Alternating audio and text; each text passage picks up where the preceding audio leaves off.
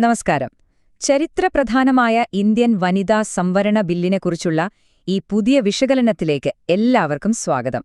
ഒട്ടും സങ്കീർണമല്ലാതെ, കട്ടികൂടിയ രാഷ്ട്രീയ വാക്കുകളോ നിയമപദങ്ങളോ ഒന്നുമില്ലാതെ വളരെ ലളിതമായി ഈ വിഷയം നമുക്കൊന്ന് നോക്കാം. നമ്മൾ സ്ഥിരം കേൾക്കുന്ന ഈ ബില്ലിന്റെ യഥാർത്ഥ അവസ്ഥ എന്താണ്? നമുക്ക് നേരിട്ട് തന്നെ കാര്യത്തിലേക്ക് കടക്കാം. നമ്മൾ ആദ്യം ചോദിക്കേണ്ടത് ഇതാണ്: ഇതൊരു വലിയ ചരിത്രപരമായ വാഗ്ദാനമാണോ, അതോ വെറുതെ നീട്ടിക്കൊണ്ടുപോകുന്നൊരു യാഥാർത്ഥ്യമാണോ? സത്യത്തിൽ എന്താണ് സംഭവിക്കുന്നത്? ഇതിലേക്ക് പോകുന്നതിനു മുൻപ് ഒരു ചെറിയ കാര്യം. ഇതുപോലുള്ള കൃത്യവും നിഷ്പക്ഷവുമായ കൂടുതൽ വിശകലനങ്ങൾക്കായി ഇപ്പോൾ തന്നെ ഞങ്ങളുടെ ചാനൽ സബ്സ്ക്രൈബ് ചെയ്യാൻ മറക്കരുത്. ചെയ്തു കഴിഞ്ഞെങ്കിൽ നമുക്ക് തുടങ്ങാമല്ലേ? ഇന്നത്തെ നമ്മുടെ ഈ വിശകലനത്തിൽ പ്രധാനമായും ഈ കാര്യങ്ങളിലൂടെയാണ് നമ്മൾ കടന്നുപോകുന്നത്. എന്താണ് ഈ ബിൽ? എന്തുകൊണ്ടിപ്പോഴിത് കൊണ്ടുവന്നു? ഇതിലെ കാലതാമസം, പോരായ്മകൾ, മണ്ഡല പുനർനിർണയത്തിലെ പ്രശ്നങ്ങൾ, ഒപ്പം ഇതിനുള്ള പ്രായോഗിക പരിഹാരങ്ങൾ. ഒന്നാമത്തെ സെക്ഷൻ, എന്താണ് ഈ ബിൽ? വളരെ ലളിതമായ ഒരു ഉറപ്പാണിത്. ഇത് വളരെ ലളിതമായ ഒരു കണക്കാണ്. നമ്മുടെ പാർലമെന്റിന്റെ അധോസഭയായ ലോക്സഭ, പിന്നെ സംസ്ഥാന നിയമസഭകൾ, ഇവിടെയൊക്കെ ആകെയുള്ള സീറ്റുകളിൽ ഓരോ 100 സീറ്റ് എടുക്കുമ്പോഴും അതിൽ 33 സീറ്റുകൾ സ്ത്രീകൾക്ക് മാത്രമായി മാറ്റിവെക്കപ്പെടുന്നതെന്നതാണ് ഈ നിയമം ഗ്യാരണ്ടി നൽകുന്നത്. അതായത് 33% സീറ്റുകൾ. നിലവിൽ വളരെ കുറഞ്ഞ ശതമാനം സ്ത്രീകൾ മാത്രം നിയമസഭകളിലും മറ്റുമുള്ള നമ്മുടെ രാജ്യത്ത് ഈ 33% എന്ന് പറയുന്നത് ശരിക്കൊരു വലിയ മാറ്റം തന്നെയാണല്ലോ. രണ്ടാമത്തെ സെക്ഷൻ, എന്തുകൊണ്ടാണ് ഈ ബിൽ ഇപ്പോൾ അവതരിപ്പിച്ചത്? ഇതിന്റെ സമയവും പ്രേരണയും എന്താണ്? വളരെ കാലമായി ചർച്ചയിലുള്ള ഒരു കാര്യമാണിത്.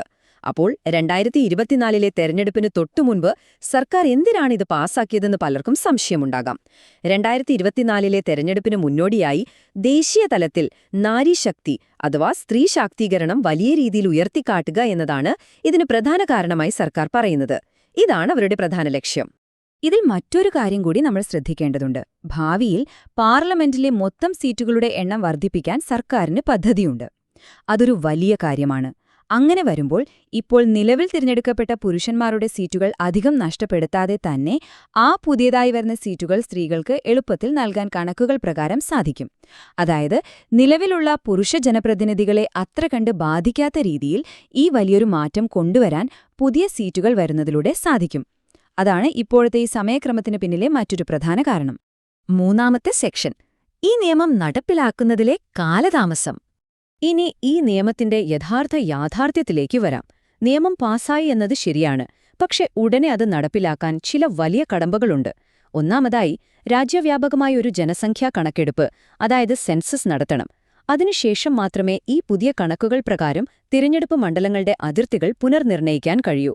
പറഞ്ഞുവരുന്നതെന്താണെന്ന് വച്ചാൽ, ഇതൊക്കെ കഴിയുമ്പോൾ സ്ത്രീകൾക്ക് ഈ സംവരണ സീറ്റുകൾ യാഥാർത്ഥ്യമാകാൻ 2029 അല്ലെങ്കിൽ 2034 വരെയെങ്കിലും കാത്തിരിക്കേണ്ടി വന്നേക്കാം. ഇതൊരു ചെറിയ കാലയളവല്ല എന്ന് പ്രത്യേകം പറയേണ്ടതില്ലല്ലോ. നാലാമത്തെ സെക്ഷൻ, ഈ ബില്ലിന്റെ പോരായ്മകളും വിട്ടുപോയ ശബ്ദങ്ങളും.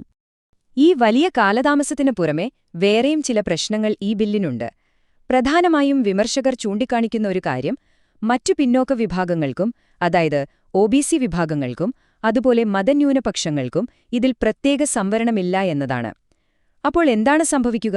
വലിയ നഗരങ്ങളിലെ സമ്പന്നരായ ഉയർന്ന ജാതിയിൽപ്പെട്ട സ്ത്രീകൾക്ക് മാത്രമേ ഈ വലിയ സംവരണത്തിന്റെ ഗുണം ലഭിക്കൂ എന്നും ഗ്രാമീണ മേഖലയിലുള്ളവരും പാർശ്വവൽക്കരിക്കപ്പെട്ടവരുമായ സ്ത്രീകൾ വീണ്ടും പിന്തള്ളപ്പെടുമെന്നും അവർ ആശങ്കപ്പെടുന്നു.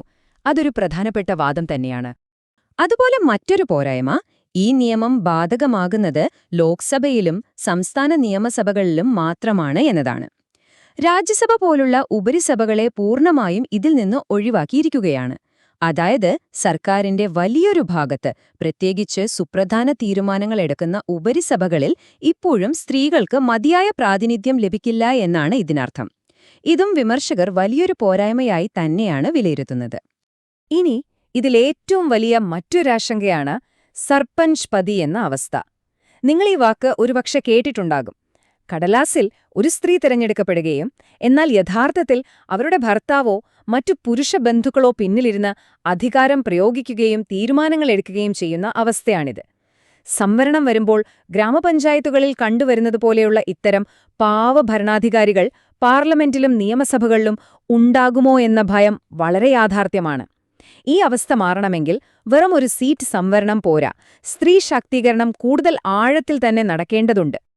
5ാമത്തെ സെക്ഷൻ തിരഞ്ഞെടുപ്പ് ഭൂപടം മാറ്റിവരയ്ക്കുന്നതിലെ ആശയക്കുഴപ്പങ്ങൾ. ഇനി നമുക്ക് അല്പം കൂടി സങ്കീർണമായ ഒരു ഭൂമിശാസ്ത്രപരമായ വിഷയത്തിലേക്ക് വരാം. ഇത് വളരെ കൃത്യമായി നമ്മൾ മനസ്സിലാക്കേണ്ട ഒരു കാര്യമാണ്.